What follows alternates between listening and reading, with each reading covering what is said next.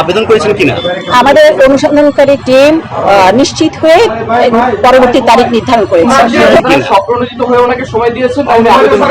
আপনারা জানেন, অনুসন্ধান টিম যখন কার্যক্রম করে ন্যায় বিচারের সাথে অন্যান্য 10টি কেস, অন্যান্য সব কেসের মতো এই কেসটিও ব্যক্তিগত শুনানির জন্য দিন ধার্য করা আছে। সাবেক আইজিপি জনাব বেনজির আহমেদের জ্ঞাত আয় বহির্ভূত সম্পদ অর্জন সংক্রান্ত একটি অভিযোগ দুদকের অনুসন্ধানকারী একটি টিমের মাধ্যমে অনুসন্ধান কার্যক্রম চলছে।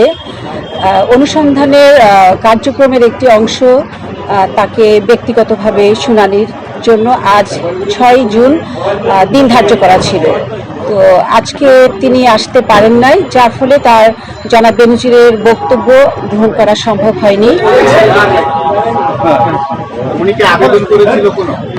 তো যেহেতু ওনার ব্যক্তিগতভাবে শুনানি গ্রহণ করা সম্ভব হয়নি, তাই আমাদের অনুসন্ধানকারী দল আরেকটি তারিখ নির্ধারণ করেছেন, আগামী 23শে জুন 2024 তারিখ পরবর্তী শুনানির জন্য দিন ধার্য করা হয়েছে।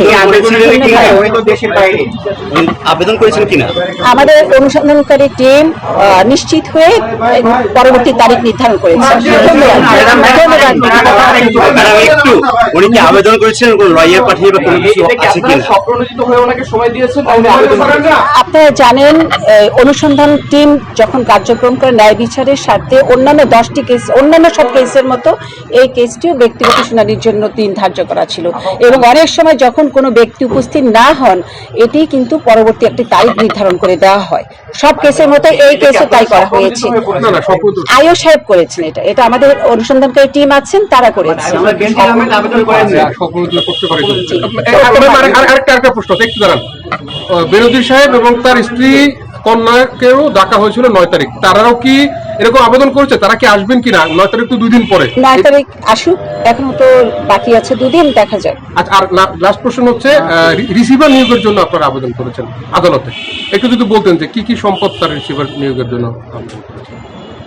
এটি আর কিছুদিন পরে জানানো হবে।